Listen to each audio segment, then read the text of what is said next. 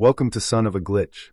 Join us as we explore some of the internet's craziest glitch stories. Story 1. So we're just on the couch, watching MasterChef, like usual. She'd taken her medication, so I knew she was probably going to go to bed soon. After the episode, she did her usual door checks to make sure everything was locked and stuff. She can't go to bed without making sure everything is shut/locked, i.e. windows, doors, all that. And then I followed her to the bedroom to lay with her for a little bit while she fell asleep. Not 15 seconds into laying there with her, we hear absolutely clear as day, this clacking sound coming from my kitchen. It was loud. I could hear it with my bedroom door closed. It honestly sounded like something with some real weight was walking around my kitchen. So I lock my bedroom door, she calls her friend, and we just hear this thing walking around my house. After 2 to 3 minutes, it just stops. I tentatively go out of the bedroom, look around my entire house. Empty. Door is locked. Every window shut. I have no clue what happened, but that was the strangest thing I have ever experienced in my life. Story 2. This happened a few months ago. In early January, my wife and I were in the kitchen, prepping lunch and chatting. Our 5-year-old daughter was in the living room, watching TV. No one else in the house. We live in a 2-bedroom apartment, and the layout of the house allows us to see a bit of the corridor and hallway outside the kitchen door. My wife was cutting up food, and I was sitting behind her. As we talked, she started to turn around to face me but stopped midway, staring at the kitchen door. She froze up completely, and I remember asking, "What is it?" She let out a loud gasp, and then I instinctively looked toward the door as well. I saw a brief glimpse of what seemed like a person turning the corner, towards the living room. It happened very fast, but I was sure I saw someone. I panicked. My immediate thought was, holy fuck, someone broke in, my daughter's alone in the living room. The only thing I thought of doing was grabbing a knife, and yelled at my wife to call the police. I rushed into the corridor and into the living room. In the living room, there was nothing.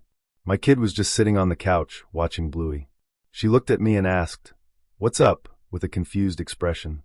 Mind you, I had a knife in my hand, and probably looked crazy. I tried to play it off and asked if she saw anyone come in the room.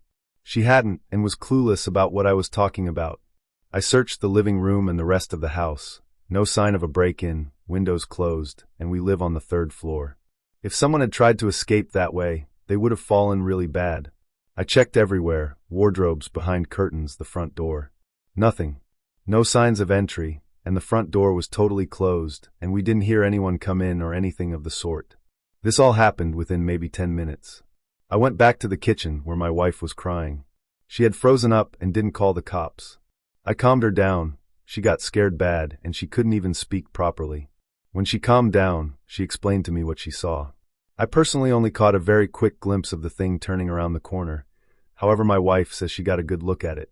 She says she saw what looked like a tall woman, dressed in a floral dress and high heels, walking across the corridor.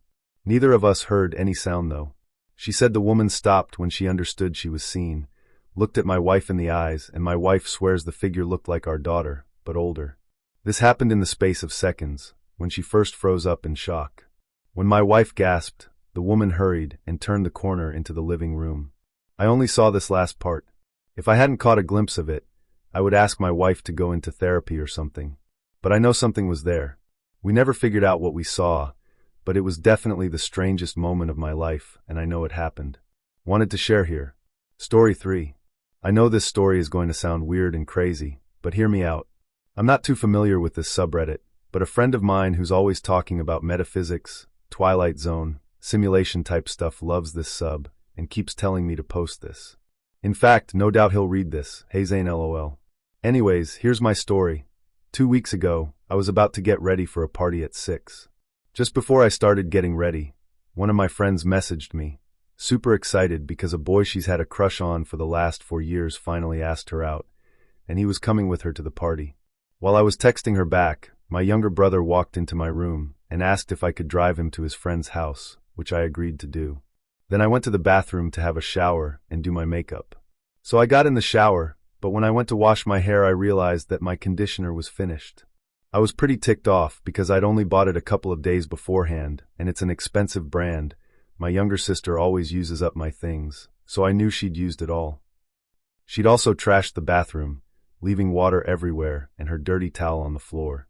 I was pissed off, and was about to get out of the shower in order to tell her off and get some more conditioner. But as I went to get out, I realized at the last second that she'd kicked the grippy mat we have at the bottom of our shower tub up. Our shower/tub is super slippery without the grip mat. So as I went to step out, my foot slipped, and I fell with my neck down onto the edge of my tub.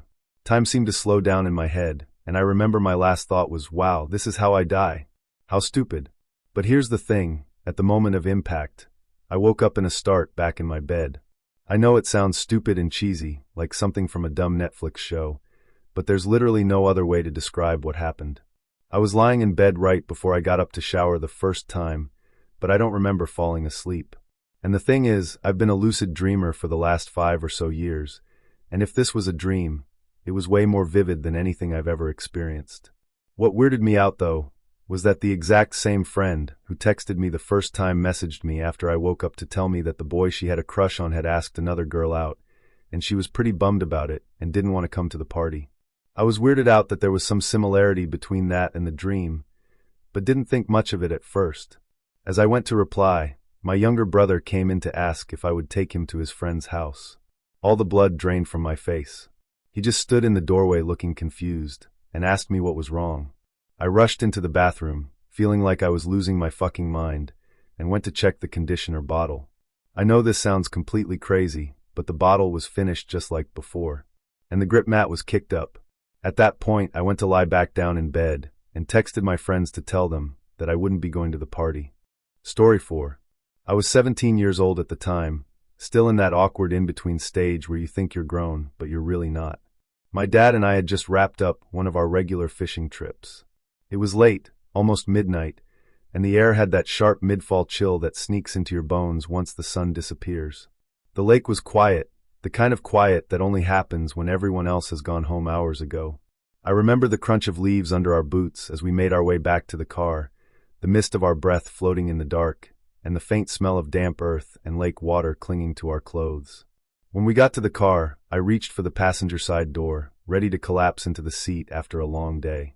That's when my dad suddenly stopped me. His voice was calm but firm, almost strange. He told me he didn't want me sitting in the front seat for the ride home. I laughed at first, thought he was joking, but he wasn't smiling. I asked him why now, why tonight, why something so random. He didn't give me a reason that made sense. He just shook his head and said, "Just get in the back." That turned into an argument, like most things between teenagers and parents do. I pushed back, telling him it was ridiculous, that I wasn't a little kid. We went back and forth for 5 minutes, me rolling my eyes and him refusing to explain himself. The more he insisted, the more annoyed I got. Finally, I gave up. Maybe it was exhaustion. Maybe it was the way his voice carried something I couldn't place, something heavier than usual. I sighed and slid into the back seat, muttering under my breath the whole time. The night was pitch black as we pulled out onto the main road. No streetlights, just the headlights cutting through the dark. It felt eerie, like we were the only ones awake in the world. We had been driving maybe 2 minutes, not even far enough for me to settle into the seat, when it happened. I saw it at the same time he did, a pair of headlights dead ahead, coming straight toward us in our lane. Time seemed to slow down, stretching into this horrible silence. I remember the sickening certainty in my stomach. We were going to collide. At the very last moment, my dad swerved hard into the opposite lane, and unbelievably, the other driver swerved too, straight into us. The impact was violent, louder than anything I'd ever heard, metal screaming against metal.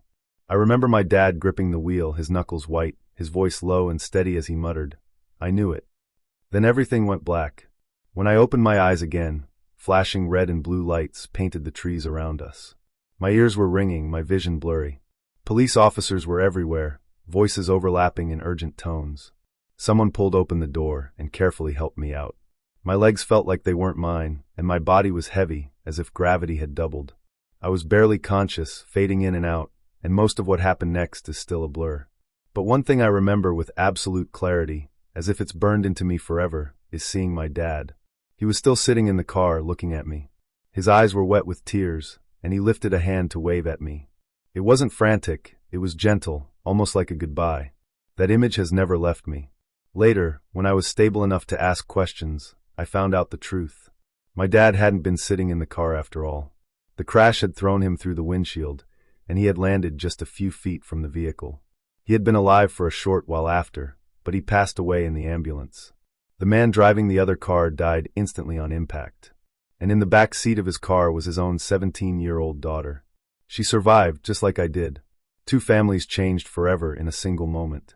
It's been 6 years since that night, and I still replay it in my mind more often than I'd like to admit.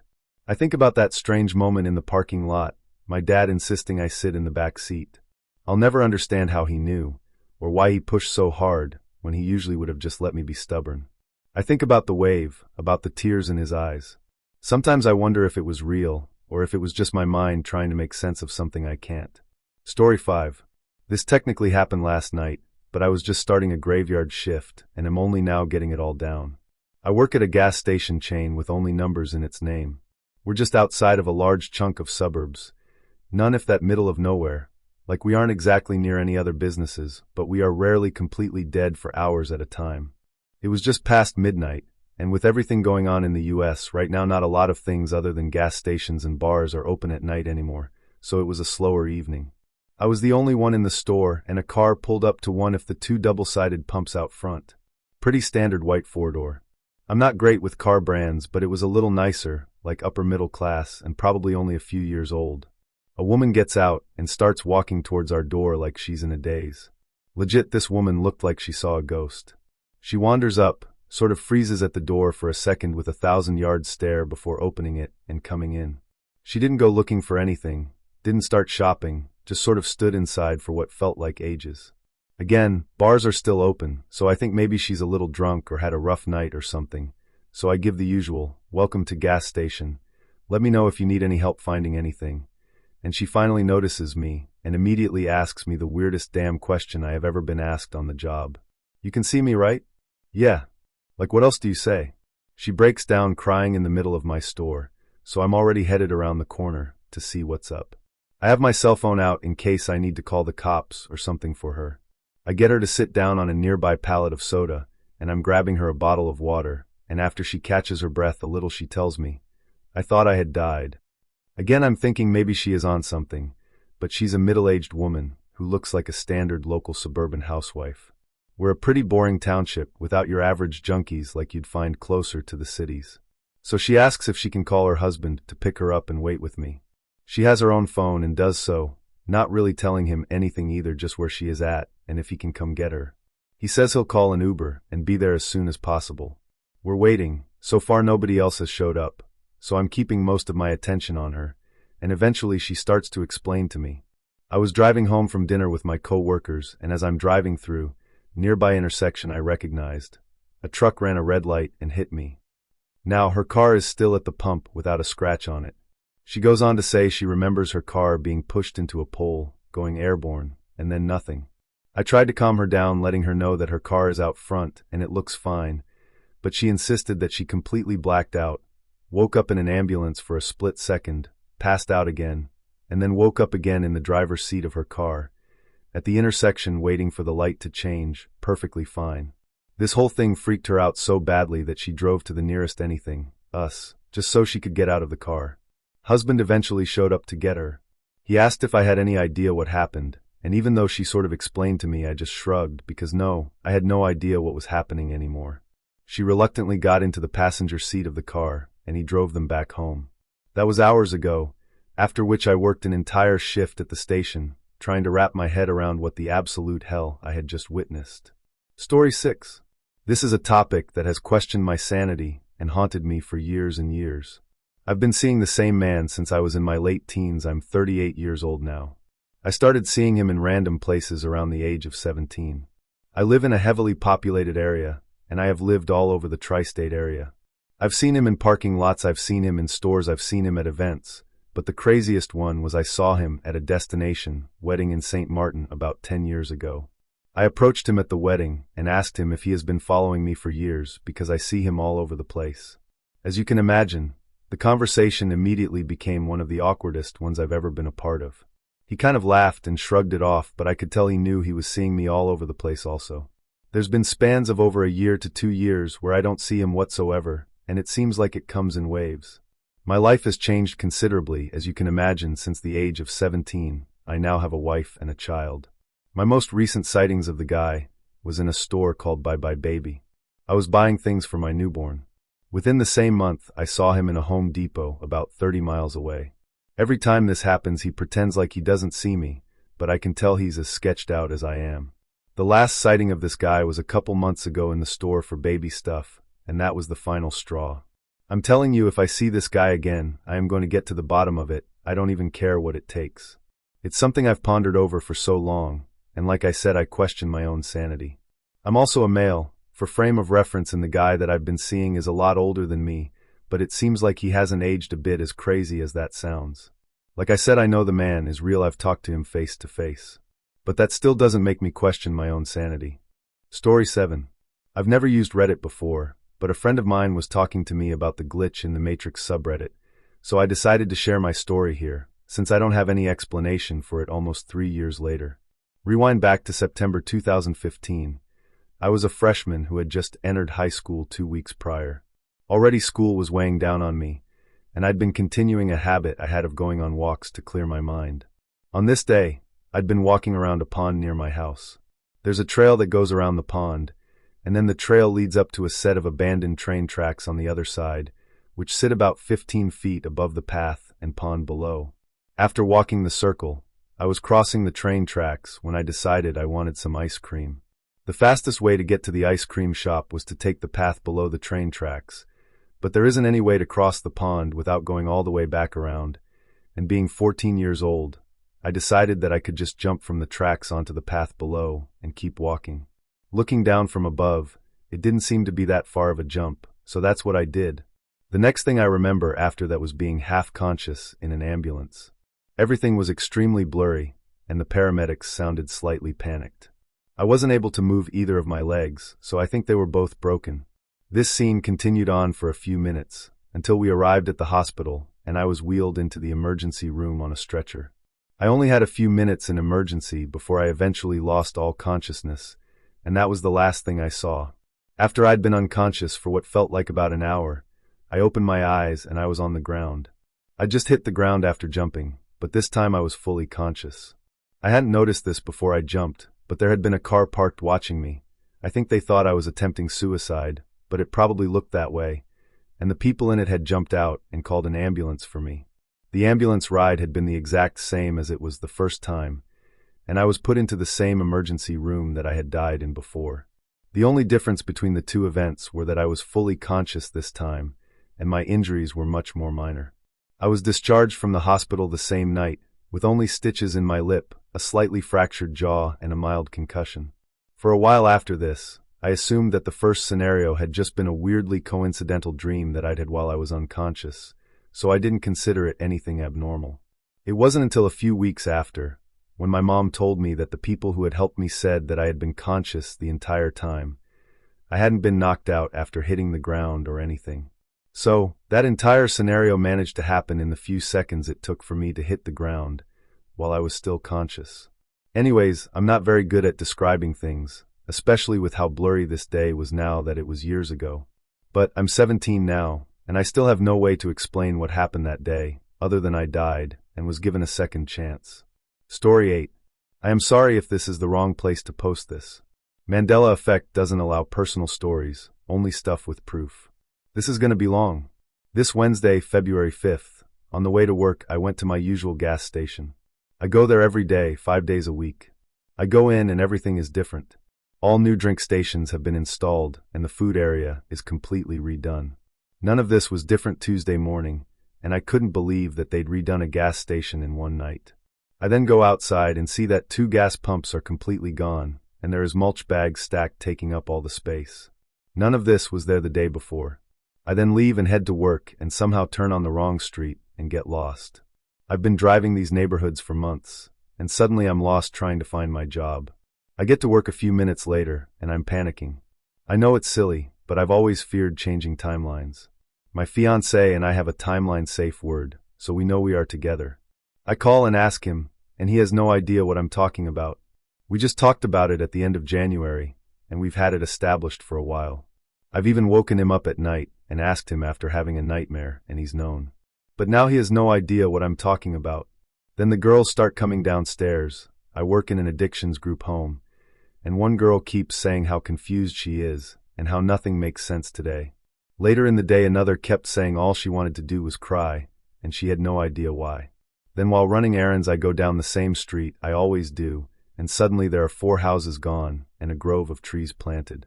I've never seen them before and really started freaking. They are next to a building my family owned for the last 20 years. I know the whole neighborhood. My final straw was calling my mom today. She said my sister was going out tonight with her friend Jenna. I have known Jenna since 2003. I asked how much longer until Jenna has her baby. My mom goes silent and asks what the heck I'm talking about. She says she's never been pregnant. I look her up online, nothing. I asked my sister just a half hour ago, and she laughs in my face and says Jenna is infertile and will never have kids. I literally remember the day my sister told me she was pregnant. She told me to guess who, and Jenna was my third guess. What the hell is happening to my life? Update for you all. I really appreciate all the support and kind words people have had for me. This whole experience has been very scary for me. As for a few questions people have had, it's getting hard to keep up. I'm going to answer them here. I have already taken an extensive online schizophrenia test on Friday night. It said that I'm fine and very low probability of it. As for CO2 poisoning, I have no gas in my home or the home I work in. Everything is electric. I opened up to my fiancé and had him read this. He knew it had happened, but didn't know how upset I was. I asked him if I had shown any signs of mental instability or Alzheimer's. I'm only 25, and he said I've never shown any signs and only some mild anxiety when things get crazy. Lastly, the safe word and things leading up to the day. We created the safe word mostly as a joke after I read the Berenstein Bears theory, and I had a really weird day at my old job. It became more used when I'd have nightmares and when I made jokes. The day before was a normal Tuesday. Wake up, work, home, eat, sleep. The only strange thing about the day was that I thought I'd heard a scream or yell as I was falling asleep. I blew it off and still kind of blow it off as some sort of sleep paralysis or dreamy moment. Story 9. A few years ago, when my daughter was 3, I decided to go back to school and become a nurse. My husband and I were in no way trying for a baby whatsoever. I was on birth control, and we were very careful. I walk into her preschool one day to find the director and her teachers telling me congratulations with big smiles on their faces. I used to work as a preschool teacher here, so a lot of these people were close friends of mine. I asked them what they're congratulating me for, and they tell me that my daughter announced to everyone that Mommy has a little sister in her tummy. I laughed it off and told them all I was sorry to disappoint them, but that just wasn't true. My daughter and I went home and talked about it. I told her Mommy didn't have a baby in her tummy, and she just kept pointing at my belly and saying, "Yes, you do," as if I were lying to her. A few days later, I wake up to someone touching my belly. My daughter has the bottom of my shirt pulled up with her head resting on my belly while she rubs it gently and says, "Baby sister, what are you doing hiding in there?" It was really sweet, and I just assumed she really wanted a little sister. She had never expressed any interest in having a sibling prior to this, and we never discussed it. We had the talk again, and she got upset with me and told me she has seen her before, and she is in there. She told me that her sister looks different and than us and has blonde hair and blue eyes with little holes in her cheeks, aka dimples. My daughter, husband and I all have very dark hair, chocolate brown eyes, and no dimples. I talk to her about wanting a sibling and tell her that when I finish school, we will try to give her a little brother or sister. Again, she's frustrated and yelling, "I already have a sister." I was expecting my period to start within the next week like clockwork. It didn't. I took a pregnancy test and just stared at that faint positive result for what felt like forever. I was completely in shock. I was on birth control, so immediately called my OBGYN, and they saw me the next day. It was estimated that I was 4 weeks and 6 days pregnant. I gave birth to a blonde-hair, blue-eyed little girl with the sweetest dimples. This experience has always blown my mind. Story 10. I don't know if it is suitable for this sub, but still here it is. The year was 2011. I was in med school, while my brother joined engineering college in same city. My brother is 3 years younger to me.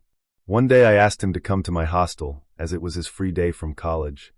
He used to come in his free day as he missed family. We were chatting and having foods while he suddenly asked me about a girl. Convo. "Bro, do you remember Nisha, altered name for obvious reason?" "Me Nisha who?"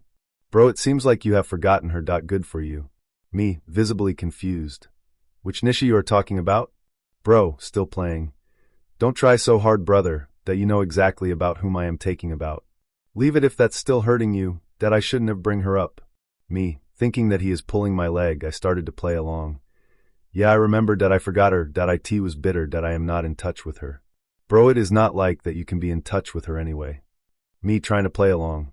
Yet that she is probably married by now. Bro, visibly confused. Now what Nisha are you talking about? Me exactly the Nisha you are talking about. Bro, leave it then. Mia. After 30 or so minutes after lunch is over. Bro, do you really not remember her? Nisha? Me, tired of this game, agitated. Bro, stop this game, it's not funny anymore, that I am tired of this stupid game. Bro, what game? Me, I don't really know Nisha. Who is she? Bro, forget it. And he left for the day. I asked Mom after few days about Nisha. She was distraught when I asked about her. After few mon she told me that she was my GF while I was in school. She was my brother's best friend. She died in a car accident few years back. I was dumbfounded that I don't even recall her name, face, memory. Nothing. Her memory is totally wiped out from me. I was disturbed and went back to home where Mom showed me a pic where I was with a girl, and my brother, that I don't even remember the girl. In some cases of PTSD, selective amnesia happens. But that repressed memory can be triggered by related memory. But in this case, I didn't even recall her. I was agitated because I don't remember her. Till this day, I don't recall anything. According to family, we were close. I didn't try to ask her family or any other people because it seems insensitive. Story 11. We were all completely sober. Quick preface. I'm currently driving home from my lunch break, so I'm using Siri to talk. Hopefully this makes sense. So back in the summer, we had a huge friend trip to Lake Powell. For anyone that has been there, you know it's absolutely beautiful. Anyways, we were boating through the canyons and going deeper and deeper into the canyons. Lake Powell. At one point I thought in my mind something along the lines of, damn, this place is so beautiful it almost looks fake, or like it was designed to look this way by something. When I started saying that in my mind, a friend turned around to me and said, dude, it feels like we're in a movie and we are looking at movie props. It looks so fake. And I turned around and looked and then said, dude, what the fuck did you just say? I was thinking the exact same thing. We were both freaking out about it, but then it got a little freakier. We were sitting at the back of the boat looking at our 10 or so friends standing up while the boat was slowly going through the canyons, and as I watched them looking at the scenery, I experienced an altered state of conscience. The best way to describe it is the facade of the human experience was dropped, and all of a sudden my friends looked like gods or angelic beings experiencing Earth and just enjoying the moment. My friend turned to me and said, dude, look at our friends, they're so beautiful and alive, they look like angels. And I knew at that moment we were both experiencing the same thing. The best way to describe what we saw is it looked like we placed ourselves in a video game and were enjoying what we created. It's super hard to describe this experience. If you've seen Maze Runner, you know how they make you forget everything before you go into the maze, but yet you had an existence before? It felt like that. That nature of reality teased us and slightly withdrew, and we saw our friends and this earth for what it could truly be for a brief moment in time. Story 12. This all happened about 7 or 8 years ago, on a night that started like any other and ended up lodged in my memory like a splinter. My husband, Chris, and I were lying in bed watching television, the kind of low-key evening after the kids were asleep, the glow of the screen painting our ceiling in slow-moving images. The room smelled faintly of detergent and baby lotion. The window was cracked a little, and a cold whisper of autumn air threaded through the curtains. I was half listening to the show when, out of the corner of my eye, I saw a small figure standing in the doorway. At first I thought it was our son, Connor. He was the only child we had at the time, and he loved to sneak into rooms to try and scare us with huge, exaggerated faces. I nudged Chris with my elbow, quiet as a cat. Hey, SHHH, look. I think Connor's going to try to scare us. He turned his head slowly, squinting in the dim light, and watched as the child stepped into the room. That moment felt different from the start. It wasn't the familiar stealthy swagger of our kid trying to be funny. It was a kind of small, solemn entrance, like a tiny statue come to life. The child toddled forward with a peculiar rhythm, head slightly tilted back, curls bouncing with each step, little diapered legs making that soft squish-squish sound that only babies make when they move. He went all the way to the end of our bed, hesitated, and then his head dropped forward, almost as if he were looking down at something invisible on the floor. Chris and I watched in silence, riveted and a little breathless. There was no chortle, no boo. Nothing to break the hush. I felt the hair on my arms rise. Then, when we both moved to stand up and get a closer look, he was gone. Just like that, empty air where a small body had been. I looked at Chris, and our startled voices were a single thin thread. Did we just see a ghost? I blurted out before I could stop myself. The absurdity of the question hit me immediately, and almost as an afterthought, I added with a nervous laugh, "Well, if we have another baby someday and he has curls, I guess that means he visited before he was born." We both cracked up at the ridiculousness of that thought. We weren't even trying for another baby, but the laughter had an edge of something like wonder in it. Curiosity overrode fear. We crept down the hall to check on Connor. He was curled up in his bed, breath soft and regular, entirely asleep. Nothing in his room indicated he'd been wandering. We double-checked the house, the kitchen light, the back door, and everything was exactly where we'd left it. There was no plausible explanation except that we had both just seen a child who did not belong to us. A few months later, I found out I was pregnant. The surprise hit like a wave. We had not been trying, and yet there it was, a small, impossible new life growing inside me. When our son Liam was born and reached 2 years old, that offhand, half-joking thought from the night years before came roaring back into focus in a way I could never have anticipated. Liam had the same little tilt to his head when he walked, the same ringlets that bobbed when he moved. One night, he toddled into our bedroom in the dark, hair bouncing, and for a split second the world folded. The image was identical. Head tipped back, curls catching the weak light, the diaper making a soft, rhythmic squish with each step. I remember the exact sensation, like a bucket of cold water poured over my chest, as my mind slammed into the realization. This was the child who had stood in our doorway all those years ago. There was no doubt in my mind. It was the same mannerism, the same small gait that had seemed so odd when I'd seen it the first time. I felt a jolt of something that was part awe and part grief, because suddenly that strange, quiet visitation had meaning. If the thing we'd seen before Liam was born was some kind of visitor, a presence that could come and go between rooms and times, then it had come to see me again. From that point on, visits became a pattern. Whenever Liam stayed elsewhere, with my parents, grandparents, anyone, he would sometimes visit me in my sleep. Once, I woke from a nap to find a small, smiling face hovering at the edge of my dream. He stood there in a tiny red shirt, hair cut short, just smiling at me like he was proud of whatever secret mission had brought him to my room. I blinked and felt the warmth of him, the small weight of his presence, and then I drifted off again. The next day, when I went to pick him up from my mother's, everything lined up in a way that made my hair stand on end. He had a neat, freshly shorn haircut, and on his chest was that same little red shirt. I asked my mom, the words tumbling out of me, "Did he wear this yesterday?" She looked at me with a half grin and a shrug and said, "Oh yeah, he did, but he insisted on wearing it today too." I watched my son carefully. He looked at me, eyes wide and candid, and I asked him as casually as I could, "Did you go see Mama yesterday?" He cocked his head in that same way, and when he smiled up at me, something in the back of my chest unclenched. He might have just been a toddler doing toddler things, repeating words, wearing the same shirt twice, but the certainty pulsing through me was undeniable. I don't have a tidy explanation for what we saw that night. I don't know whether it was some sort of premonition, a guardian-like presence, or something else entirely. All I know is that the sightings were real to me, and they threaded through our lives like a quiet, inexplicable stitch. Whether it was spiritual, supernatural, or some strange coincidence that tied behavior and appearance together across years, it changed the way I noticed small things. The tilt of a head, the bounce of a curl, the comfort of a familiar presence in a room. Story 1. Here's my dumb little birthday glitch, expanded. Still boring in the no one's dying, no portals to Narnia way, but somehow it got under my skin. Also, fair warning, a little NSFW language because, adulthood. Birthdays don't come with hats and candles anymore, but they do come with swearing at freezer boxes like they're sentient. So, about a week ago was my birthday, and I've aged out of cake with frosting roses and people singing off-key at my kitchen table. The day of, my wife and I did the most adult, horned-up thing you can do on a Wednesday night. We went to the grocery store. Fluorescent lights, a cart with one fucked wheel, the whole romance novel. We're trolling past the ice cream aisle because I've decided my present to myself is cold sugar, and then I see them. These cones filled with fudge, the sleeves bragging about a shell made of Kit Kat wafers. I love Kit Kats in a way that's probably not legal in 3 countries, so I say, let's get these instead of a tub. Built-in portion control, and you can moan over your cone like a weirdo for several days. She snorts, says happy birthday, and tosses the box in the cart.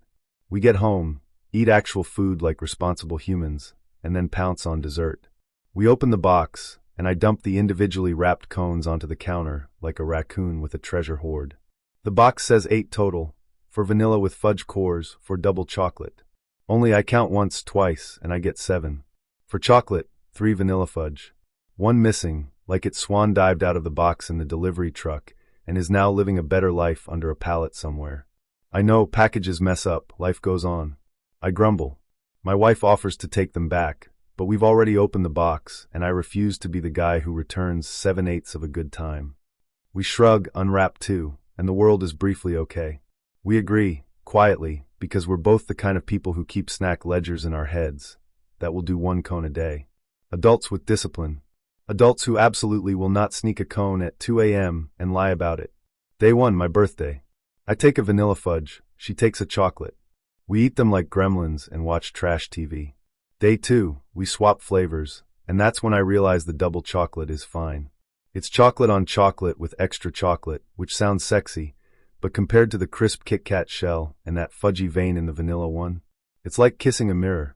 Still chocolate, still good, but not the one you think about later. Day 3, I claim the remaining vanilla fudge like a dragon staking land. She takes a chocolate. Day 4, there should be 1 chocolate left. It is, admittedly, her flavor. I am mentally prepared to be a martyr. By the time the 4th evening rolls around, the box is in the freezer with a single cone rattling around inside like a loose tooth. I say, it's yours, because I'm a generous, loving husband, and also because the chocolate one now tastes like settling. She takes the box out. I don't watch her unwrap it, don't track its trajectory to her mouth. I'm at the sink filling a glass. She walks past me, already licking, making a cartoonish MMM to rub it in. I make a dramatic complaint about unfair packaging and the capitalistic assault on birthdays. She tells me to stop being whiny and come sit down. 5 minutes later, I get up for ice. I open the freezer. There's the empty box, bottom shelf, smirking at me. I grab it with the petty righteousness of a man about to make a passive-aggressive point and pitch it in the recycling. Except there's weight. I look down. I open the flaps. Inside is a single wrapped cone. Not chocolate. Not plain. The kind I wanted. Vanilla with the fudge core. The missing cone. The 8th of 8. The one that never existed in this very kitchen. I just stand there with the fridge cold breathing on me. My wife looks over, sees me holding a cone like Hamlet staring at Yorick, and goes, "Where the hell did that come from?" "You tell me," I say. "You literally just finished the last one and tossed the box." She shrugs, frowns. I put it in the recycling. I glance over. The bin's open. It's empty. No box. The box is in my hand. The cone is in the box. My brain does a quick scan for rational explanations and comes up with 1.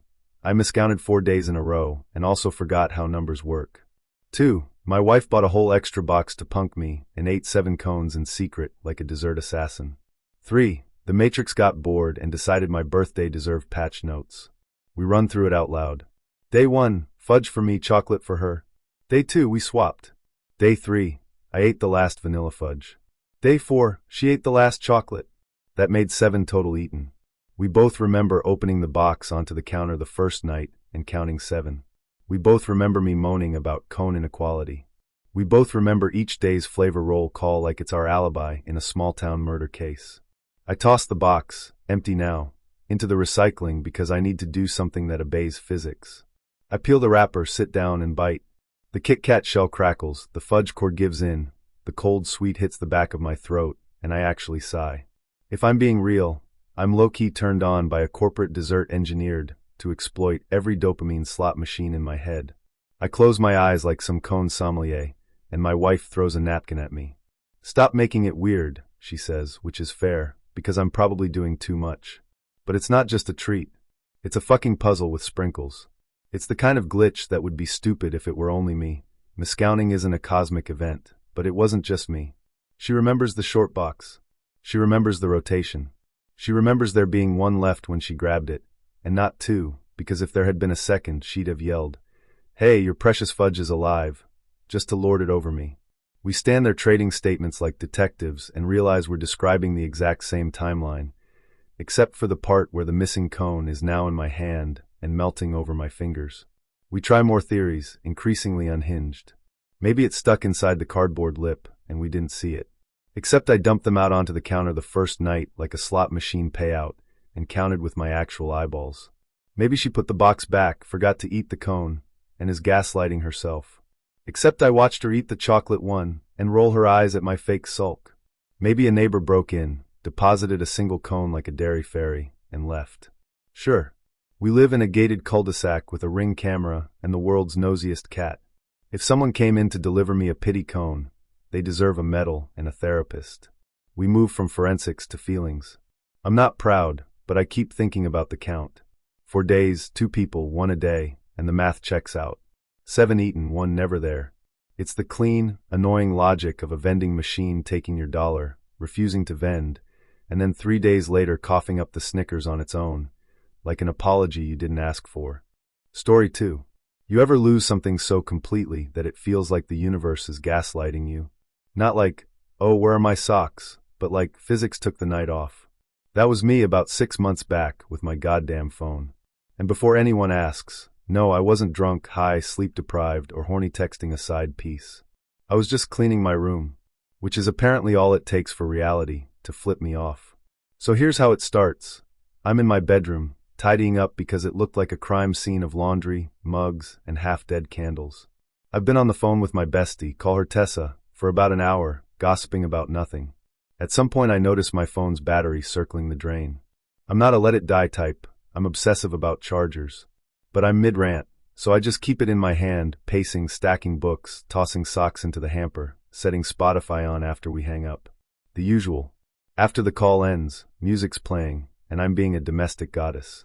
Then, right in the middle of folding shirts, the music cuts. Dead silence. I groan because, yep, the battery's toast. I put down the laundry, look at the table where I thought I left the charger, and nothing. Fine. I check the desk, the dresser, the bed. Nothing. I check under the bed, between couch cushions. Don't ask how my room has both. I live like a goblin queen. Still nothing. And listen, I had just cleaned. My floor was basically naked. If there was a black rectangle on it, I would have seen it. I even shake out the sheets like I'm exorcising them. Nada. At this point, I'm crawling around like a raccoon under the bed, muttering, "Where the fuck are you?" My cat's in the corner, staring like, "Bitch, you're embarrassing yourself." I even grab a flashlight to check under furniture, because maybe my phone suddenly grew legs and crawled into exile. After 20 minutes of tearing the room apart, I give up. It's dead, it's lost, maybe it'll turn up tomorrow wedged inside my bra or some shit. Fine. Whatever. I've got plans anyway. Tessa and I are meeting for drinks. So I throw on jeans, mascara, and grab my bag. As I'm locking the door, I realize, oh right, can't text her I'm on my way, because my phone's currently ghosting me. I roll my eyes, figure I'll just explain when I see her, and head outside. My car's parked in its usual crooked angle.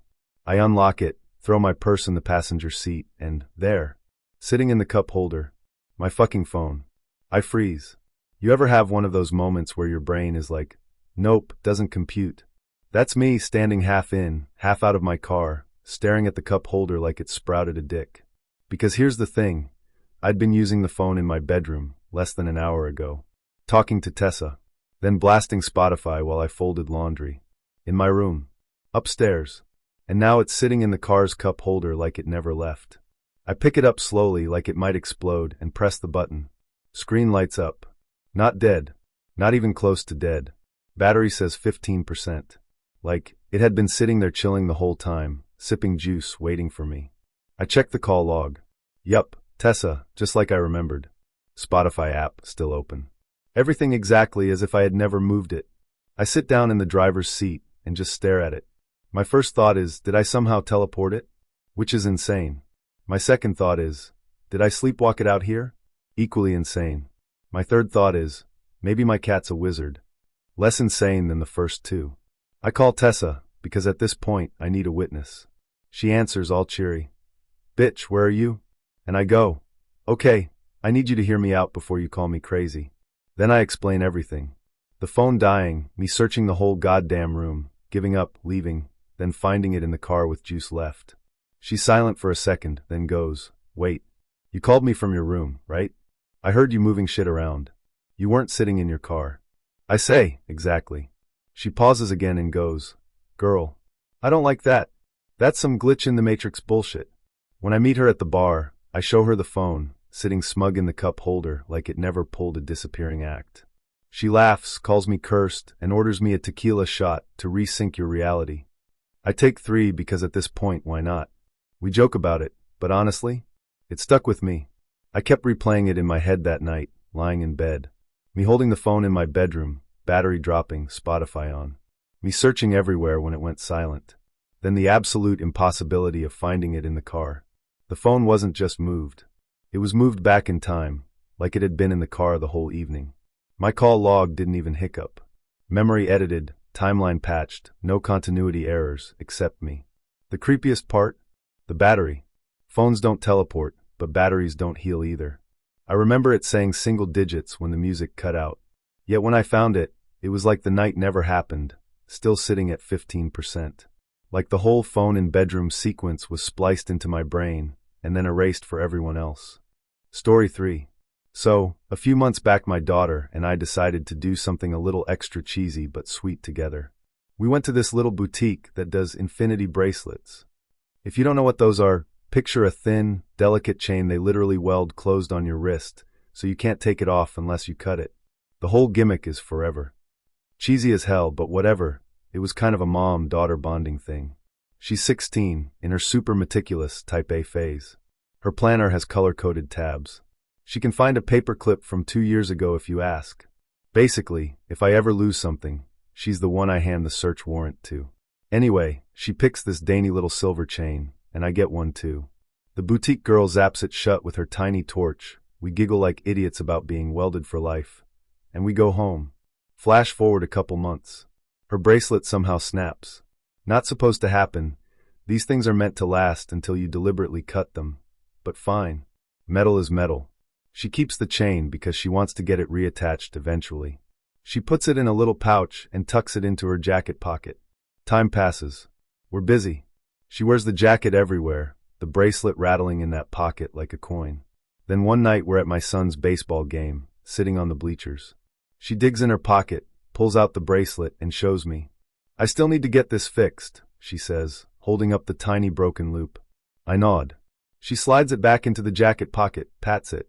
Done. Except, when we get home later, it's gone. She checks her jacket. Nothing. She pulls the lining inside out. Nothing. I check the car, under the seats, in the grass by the bleachers. Nothing. She even checks the snack shack where she bought a soda. Nada. She's freaking out, because it's not just jewelry, it's our thing. And this kid doesn't lose things. She's meticulous, remember? So we both spend way too much time searching places it couldn't possibly be. Like the washing machine, even though the jacket never left her body. Nothing. Weeks pass. She sulks. I try to comfort her, but I'm secretly disappointed too. It felt like a little ritual we shared, and now it's just gone. We both kind of give up. She stops mentioning it. Life goes on. Then, here's where shit gets weird. I'm cleaning her room one afternoon, folding laundry, when I grab her jacket off the back of a chair. Something makes me think, check the pocket. Don't ask me why. I just do. I stick my hand inside, push around with my fingers. Smooth lining, nothing. I even turn it inside out, pinch the seams. Completely empty. Okay, no surprise there. I hang the jacket back up. Later that same evening, she comes home, shrugs on the jacket, and heads downstairs. A few minutes later she calls up, totally casual. "Hey Mom, look what I found." She holds up the bracelet. The same one. Tiny broken loop, chain intact. I swear to fucking God, she says she pulled it right out of that same jacket pocket. The same pocket I had just checked thoroughly an hour earlier. Not only checked, manhandled. Inside out, fingers pressed along the seam, flashlight shined into it like a detective. And she just pulls it out like it had been sitting there the whole time. I just stared at her.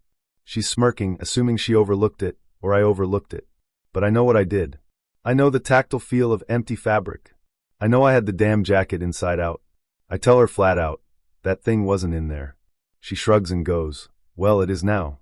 Which is either the most teenage response ever, or the exact line you say when reality hiccups, and drops your lost bracelet back into play like nothing happened.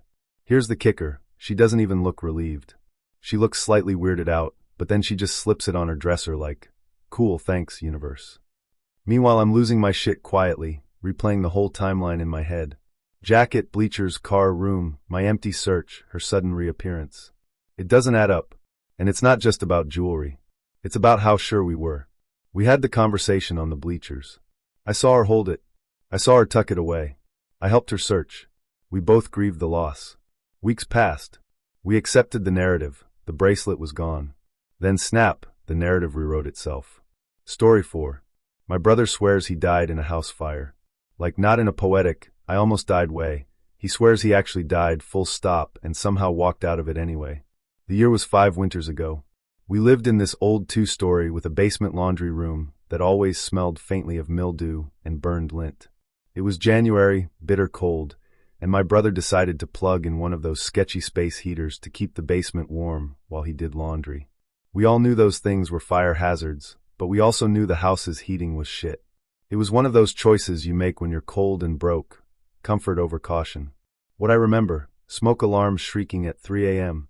What I remember, stumbling down the stairs, coughing, vision blurred, the kitchen filling with smoke like a nightclub fog machine. What I remember, my brother not being there. I remember yelling his name until my throat scraped raw. I remember standing outside in the snow with my mom, both of us barefoot, watching flames flicker orange in the basement window. I remember wondering if he'd made it out. Then suddenly he was just there, running up behind us, face pale, shirt half burned, hair stinking of smoke. Only that's not what he remembers. According to him, he never got out. He says he was in the laundry room when the heater sparked, flames licking up the walls faster than his brain could process. He says he tried the stairs, but they were already a tunnel of smoke, too hot to pass. He says he screamed, but the air scorched his lungs. He says the last thing he remembers was sinking to the floor, vision dimming, this insane, loud thought looping in his head. I'm dead. I'm dead. I'm dead. Then he says another voice, not his cut-in, cold and clinical, whispering, not here. Not like this. You'll live. Then, snap, he wakes up on a friend's couch across town. No smoke, no fire, no panic. His friend is handing him a soda, saying, "You've been here all night." And apparently everyone else, mom, me, even the friend, backs that up. They all remember him spending the night there.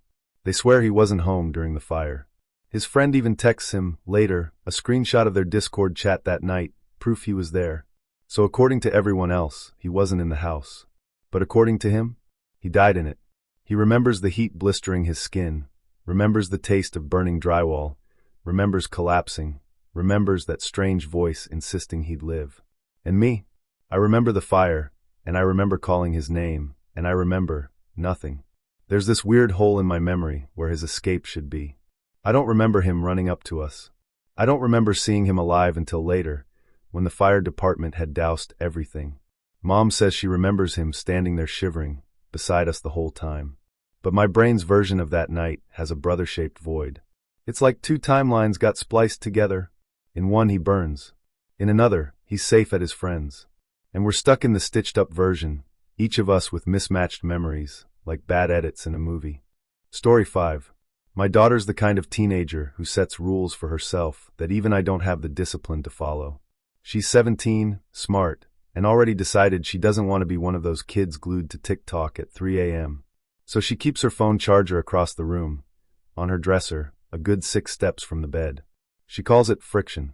If she has to actually get up to plug her phone in, she won't scroll half the night. It's a system, and she's proud of it. So one night, I wander upstairs to her room. I've just sent her a text, something dumb like, "Don't forget the trash bins tomorrow." I push open her door. She's lounging in bed, hair in a bun, her phone resting by her pillow. She looks up at me and grins, already holding the screen out. Yeah, I saw it," she says. She even adds, "And look at this meme," showing me some TikTok screenshot about cats screaming at cucumbers. She taps it, snickers, sets the phone back down beside her. We chat for a minute, me leaning on the doorframe, her curled under the blanket. Just a normal exchange. Then I tell her good night, close the door, and start down the hall. That's when her ringtone goes off. I freeze. It's not coming from her bed. It's coming from her dresser across the room. I can hear it clear as day, muffled slightly by wood. She yells, "Dad, my phone's ringing." and I step back into her doorway. Sure enough, there it is, plugged into the charger, glowing. Exactly where she swears she left it earlier.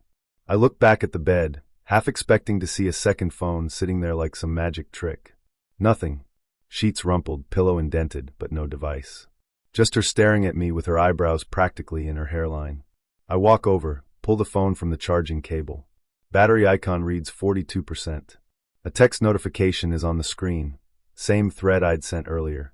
The call log, the meme, everything else looks normal. Except my brain is screaming.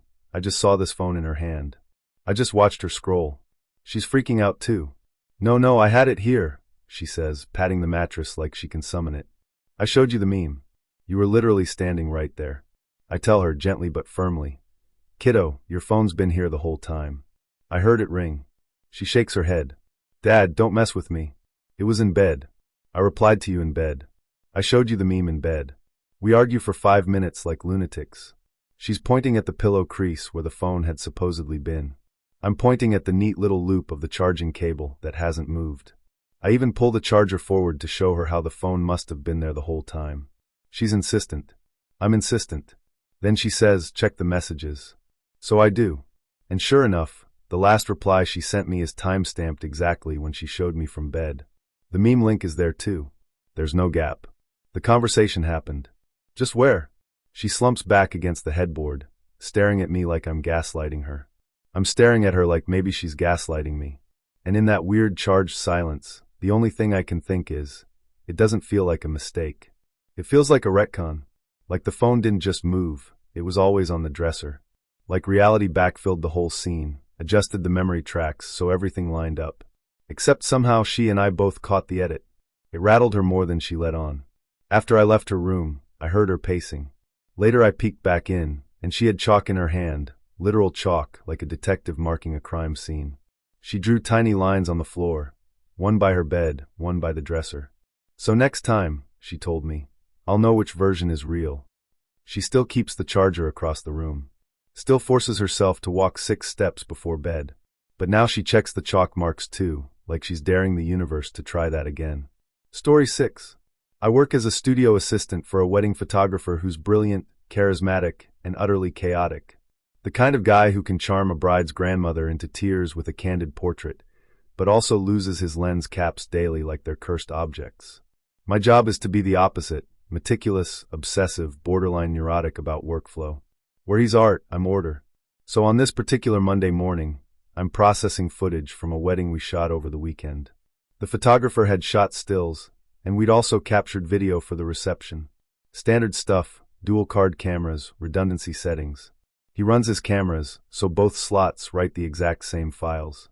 That way, if one card corrupts, we've still got a perfect backup. Foolproof. Except this time, it wasn't. When I import, the photos are there. Both cards, no problem. But the video, the speeches, the dancing, the cake cutting, gone. Entirely missing.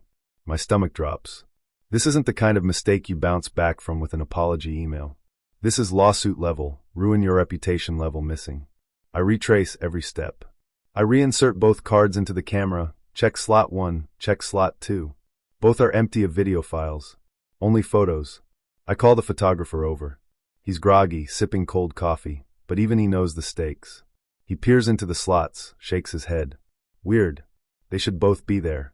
We both shrug, trying not to panic. I check again, empty. He checks again, empty.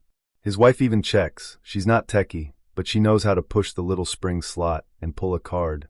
Empty. 3 witnesses, 3 verifications. No video anywhere.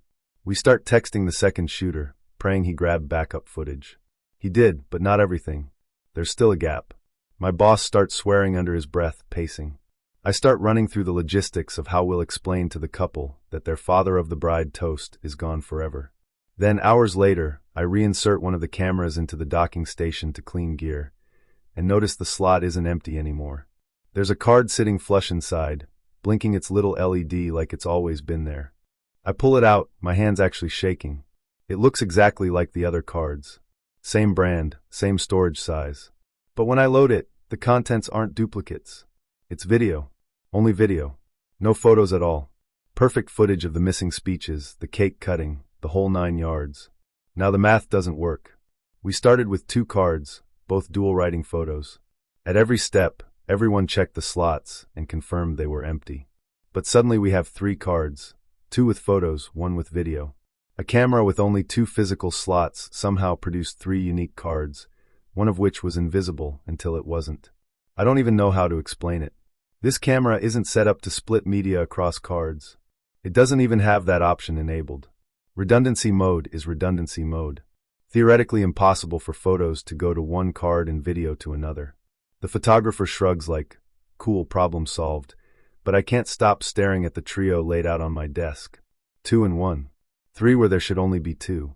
It feels like holding evidence of a crime against physics. And here's the thing, this isn't even the first weird anomaly in that house.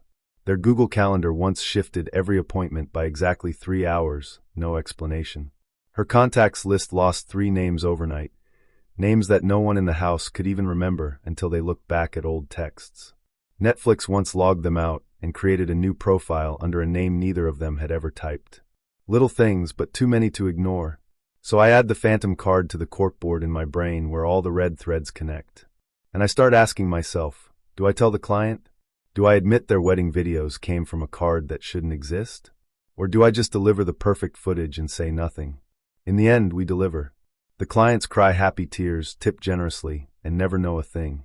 Professionally, it's the right call. Personally, I don't know. Every time I see that 3rd card, I get the chills. It sits in our drawer like a cursed relic. Story 7. I'm not careless with my jewelry. I'm the opposite, actually. I'm one of those people who has a designated place for everything. Keys in the bowl by the door, sunglasses in the console of the car, rings in the little dish on my dresser. I don't trust myself otherwise. My wedding band and engagement ring are the 2 objects I guard the hardest. Expensive, sure, but also loaded with memories. My husband picked the band out with his mom, and the engagement ring has this tiny engraving inside, always. Even my necklace, a plain gold chain, is tied to my grandmother. So when I take them off, I always know where they are. Except this one night. I was babysitting my cousin's kids overnight. The house was chaos, Legos on the floor, the baby refusing to sleep, me stretched thin and half exhausted. When it was finally quiet, I decided to crash on their couch. But I hate sleeping with jewelry on. The rings dig into my skin, the necklace pulls, and I can't relax. So I unlatched the necklace, slipped off the rings, and tucked all 3 into the small front pocket of my backpack. Not the big main one where you keep books, not the laptop sleeve, but the tiny, tight front compartment. I remember the way the zipper scraped when I pulled it shut. I even patted the pocket, reassuring myself. Done. Safe. Next morning I get home. I unzip the pocket to put my jewelry back on. Empty. Completely fucking empty. At first I think I'm looking in the wrong pocket. I unzip the big one. Nothing. The side ones. Nothing. I shake the whole bag upside down over my bed like a piñata. Nothing but pens and lint. Now I'm panicking. I call my cousin, ask if maybe I'd taken them out and left them on her counter. She checks everywhere, bathroom sink, kitchen table, couch cushions. Nothing. She even gets the kids to help, which of course just means they run around yelling, treasure hunt. But nothing turns up. I go through my bag again, slower this time. The pocket is small, shallow, barely big enough for a wallet. I push my fingers along the seams, check for holes. Nothing. It's just gone. My rings, my necklace, poof. I cry. I'm not proud, but I do. I sit there on my bed sobbing into my stupid backpack, because those pieces aren't just shiny things. They're my marriage, my memories, my grandmother. Gone in one careless night. Days turn into weeks. I keep checking anyway, like maybe they'll show up if I just unzip enough times. The bag becomes suspicious, like it's mocking me. I still use it. It's my main backpack, but every time I reach for the front pocket, it's empty. I get used to wearing only my plain silver band. I tell myself I'll get replacements someday, even though it feels wrong. Months pass. Maybe a year. The bag travels with me, airport security, commutes, errands. I go through TSA 3 separate times, and no metal detector beeps for hidden jewelry. I dump the bag at work, shake it upside down out of habit. Still nothing. The pocket becomes this haunted space I avoid, because opening it just hurts. Then one night, my husband's packing for a road trip. He asks if he can borrow my backpack, because it's lighter than his duffel. I say sure. I unzip the front pocket to clear out gum wrappers and receipts, and there they are, sitting neatly inside, like they'd never left. My engagement ring, my wedding band, my grandmother's necklace. I swear, I almost screamed. My breath caught like someone punched me. I reached in with shaking fingers and pulled them out. The rings clinked against each other. The necklace's clasp dug into my palm. Real. Tangible. Cold metal that had been missing for nearly a year, now just there. I call my husband in. He stares, confused. "Where did you find those?" he asks. "In the backpack pocket," I say. He frowns. "The one you emptied 100 times?" I nod. He doesn't say anything else. Just looks at me with this unsettled expression, like he doesn't want to ask the next question. Because here's the thing, that pocket wasn't just checked once. It was checked dozens of times. Upside down, inside out, with a flashlight, with my cousin, with airport security. And for months it was empty. Then suddenly it wasn't. And it wasn't like they came back dirty or damaged. They were exactly how I'd left them. Same tiny engraving. Same chain kink. No scratches, no sign they'd been lost in the world. Just like they'd been waiting in some hidden dimension until they decided to drop back in. I slid the rings back onto my finger, and they fit like no time had passed. But instead of joy, I felt this weird chill. Like I'd been gaslit by reality itself. Like the universe had taken something precious from me, let me grieve it, then tossed it back months later with a shrug. For a while, I didn't know what to do. Part of me wanted to keep wearing them, to celebrate their return. Another part of me wanted to lock them in a box and never touch them again, because who's to say they won't vanish again tomorrow? In the end, I compromised. I wear them, but I also changed my ritual. I don't trust that front pocket anymore. I don't trust any pocket. Now when I take them off, I place them in a ceramic dish on my dresser, always in the same spot. And sometimes, before bed, I touch them with my finger just to make sure they're still there, like a nervous tick.